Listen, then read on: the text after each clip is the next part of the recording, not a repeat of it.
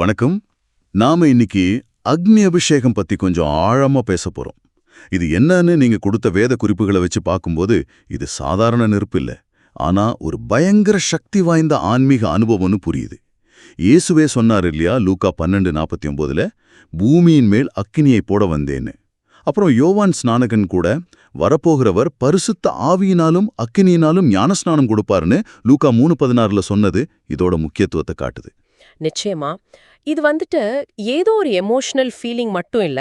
இந்த வசனங்கள் சொல்ற மாதிரி இது ஒரு ஆள உள்ளே இருந்து முழுமையா மாற்றி அமைக்கிற ஒரு தெய்வீக சக்தி. ஞானஸ்நானம் மாதிரி தலையிலிருந்து கால் வரைக்கும் ஒரு நிரப்புதல் அப்படி சொல்லலாம். சரி, அப்போ இந்த அக்னி ஒருத்தருக்குள்ள வரும்போது முதல்ல என்ன நடக்கும்? அதோட முதல் தாக்கம் எப்படி இருக்கும்? முக்கியமான முதல் விளைவு பாத்தீங்கன்னா சுத்திகரிப்பு. இது பாவத்தோட கரையையே நீக்கக்கூடிய ஒரு நெருப்பு. ஏசாயா 4:4ல நியாயத்தின் நாவினாலும் சுட்டெரிப்பின் நாவினாலும் கழுவப்படுதல்னு சொல்லப்பட்டிருக்கு. ஓஹோ, சுட்டெரிக்கிற ஆவியா? ஆமா. தங்கம் எப்படி நெருப்புல சுத்தமாகுதோ அது மாதிரி ஏசாயாவோட அனுபவத்தையே பாருங்களேன். ஏசாயா 6ல அவர் தன்னை அசுத்த உதடுகளுள்ள மனுஷன் உணர்ந்தப்போ ஒரு தூதன் பலிபீடத்திலிருந்து ஒரு நெருப்பு தழலை கொண்டு அவர் உதட்ட தொட்டதும், ஆமாமா, படிச்சிருக்கேன், உடனே உன் அக்கிரமம் நீங்கி உன் பாவம் நிவர்த்தியானதுன்னு சொல்லப்பட்டது. பாத்தீங்களா? இது நம்ம சுத்தமாக்குது, தேவ பிரசன்னத்துக்கு ரெடி பண்ணுது. சரிதான். எபிரேயர் 12:14 சொல்ற மாதிரி பரிசுத்தம் இல்லாமல் ஒருவனும் கர்த்தரை தரிசிப்பதில்லையே. அப்போ பரிசுத்தம் முதல் படி. அதேதான். இதுக்கப்புறம் உள்ள சுத்தமானதுக்கு அப்புறம் நம்மள கட்டி வச்சிருக்கிற விஷயங்கள்ல எப்படி இது வேலை செய்யுது? அந்த நுகங்கள் உடைக்கப்படுறத பத்தி என்ன சொல்றீங்க? நுகங்கள்னு சொல்லுது. இந்த அக்னி அபிஷேகம் அந்த நுகங்களை உடைக்கிற சக்தி வாய்ந்ததுன்னு ஏசாயா 10:27 சொல்லுது. அபிஷேகத்தினால் நுகம் முறிந்து போம்னு. ஓ, அபிஷேகத்தினாலே முறிஞ்சிடுமா? ஆமா. உதாரணத்துக்கு அப்போஸ்தலர் 9ல சவுல் பவுலா மாறின அனுபவத்தை பாருங்க. அந்த தமஸ்கு வழியில அவர் பார்த்த வெளிச்சம் அது ஒரு அக்னி மாதிரி தானே. அது அவரோட பழைய எண்ணங்கள், அந்த மத வைராக்கியம்ன்ற கடினமான நுகத்தை உடைச்சது. ஒரு பெரிய மாற்றம். புரியுது. தனிப்பட்ட பழக்கங்கள், மனப்பான்மை மாறுது. ஆனா சில சமயம் நம்ம முன்னேற விடாம தடுக்கிற வேற சில தடைகள் இருக்குமே. சாபங்கள்னு ஒரு இடத்துல வருதே, அதுக்கும் இதுக்கும் தொடர்புண்டா? உண்டானதுன்னு இருக்கு. ஆமா, முள்ளும் குறுக்கும் முளைக்கும். சரிதான். அந்த முள் ஒரு தடையோட சாபத்தோட அடையாளம். ஆனா கலாத்தியர் 3:13 என்ன சொல்லுது?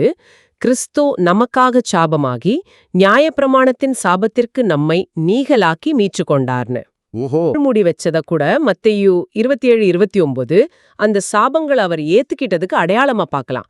அதனால ஏசாயா 10:17-18 சொல்லுது, இஸ்ரவேலின் ஒளியாகிய தேவன் அக்னியாகி அவங்களுடைய முட்செடிகளையும் நெரிஞ்சில்களையும் ஒரே நாள்ல தகித்து பட்சிப்பார்னு. அதாவது குத்திட்டே இருக்கிற தடைகளை இந்த அக்னி எரிச்சிடும். அப்படியா? ஆச்சரியமா இருக்கு. சுத்திகரிப்பு, அப்புறம் இந்த அடிமைத்தன நுகங்கள், தடைகளான சாபங்கள், இதிலிருந்து விடுதலை. இதுக்கப்புறம் அந்த சக்தி கிடைச்ச பிறகு என்ன? இது எப்படி மத்தவங்களுக்கு சேவை செய்ய உதவுது? அதுதான் ரொம்ப முக்கியம். இது ஊழியத்துக்கான வல்லமையை தருது. ஏசாயா பாருங்க, அந்த நெருப்பால சுத்தமான பிறகுதான் தேவனோட சத்தத்தை கேட்டு இதோ அடியேன் இருக்கிறேன், என்னை அனுப்பும் சொன்னார். ஏசாயா 6:8 தயாரா நின்னாரு.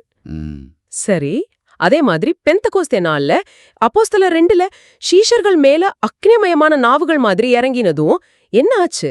அது வரைக்கும் பயந்துட்டு இருந்தவங்க தைரியமா பேச ஆரம்பிச்சாங்க. ஆமா, பயம் போய் ரொம்ப தைரியமா வல்லமையா இயேசுவை பத்தி பேச ஆரம்பிச்சாங்க. பரிசுத்த ஆவியோட பலன் அவங்கள நிரப்புச்சு. சரி, இவ்ளோ பெரிய மாற்றங்கள், வல்லமையெல்லாம் தர்ற இந்த அக்னி இது எங்க இருந்து வருது? நம்ம பொதுவா பரிசுத்த ஆவியானவரோட தானே இது ரொம்ப கனெக்ட் பண்றோம். ஆனா நீங்க சொல்றத பார்த்தா இது அதை விட ஆழமா இருக்கிற மாதிரி தெரியுது. ஆமா, இது ரொம்ப ஆழமான ஒரு சத்தியம். இந்த அக்னி பரிசுத்த ஆவியானவர்கிட்ட இருந்து மட்டும் வரல, பிதா, குமாரன், பரிசுத்த ஆவி, அதாவது திருத்துவ தேவனிடமிருந்தே இது வருதுன்னு வசனங்கள் தெளிவா காட்டுது. 3 பேர்கிட்ட இருந்தும் வருதான்? திருத்துவ தேவன் கிட்ட தான் எப்படி? சொல்றேன் கேளுங்க. பிதாவாகிய தேவன் சீனாய் மலையில அக்னியில இறங்கினார்னு யாத்ராகமம் 19:18 சொல்லுது. தானியேல் 7ல பாத்தீங்கன்னா அவரோட சிங்காசனம் அக்னி ஜுவாலையா இருந்துச்சு. ஓ ஆமாம். அப்புறம் குமாரனாகிய இயேசு கிறிஸ்து, அவரோட கண்கள் அக்னி ஜுவாலை போல இருந்துச்சுன்னு வெளிப்படுத்தின விசேஷம் 1:14 சொல்லுது. சரி, பரிசுத்த ஆவியானவர் நமக்கு நல்லா தெரியும். பெந்தகோஸ்தே நாள்ல அக்னிமயமான நாவுகளா இறங்கினார். அப்போஸ்தலர் 2:3. அதனால இந்த அக்னி அபிஷேகத்தை பெறுகிறதுங்கிறது திருத்துவ தேவனோட முழுமையான வல்லமையையும் அந்த தெய்வீக பிரசன்னத்தையும் பெற்றுக்கொள்வதற்கு சமம்னு சொல்லலாம். இது உண்மையிலே பிரமிப்பா இருக்கு. அப்போ இந்த அக்னி அபிஷேகங்கிறது வெறும் ஒரு உணர்ச்சி இல்ல, அது நம்மள பரிசுத்தமாக்குது, அடிமைத்தன நுகங்களை உடைக்குது, தடைகளான சாபங்களை நீக்குது, தேவ சித்தத்தை செய்ய பலப்படுத்துது. ரொம்ப முக்கியமா இது சர்வ வல்லமையுள்ள திருத்துவ தேவரிடம் இருந்தே வருதுன்னு புரிஞ்சுக்கிட்டோம். பெந்தகோஸ்தே நாள்ல இந்த அனுபவத்துக்கு அப்புறம்தான் ஒரே நாள்ல 3000 பேர் ரட்சிக்கப்பட்டாங்கன்னு அப்போஸ்தலர் 2:41 பார்க்கும்போது இதோட தாக்கம் புரியுது. ஆமா, ரொம்ப சரியா சொன்னீங்க. ஆனா இந்த வேத வசனங்கள் எல்லாம் சேர்ந்து நம்ம மனசுல ஒரு முக்கியமான கேள்வியை கொண்டு வருது. வேதாகமத்துல இவ்ளோ தெளிவா சொல்லப்பட்டிருக்கிற இந்த தெய்வீக சுத்திகரிப்பு, இந்த விடுதலை, இந்த வல்லமை, இதெல்லாம் இன்னைக்கு இருக்கிற காலத்துல ஒரு தனிநபர் அவரோட ஆன்மீக வாழ்க்கையில எப்படி நிஜமா உணர்ந்துக்க முடியும்? எப்படி அதை அடையாளம் கண்டுக்க முடியும்? நடைமுறையில இதோட வெளிப்பாடுகள் எப்படி இருக்கும்? இது நீங்க ஆழமா சிந்திக்க வேண்டிய ஒரு கேள்வி.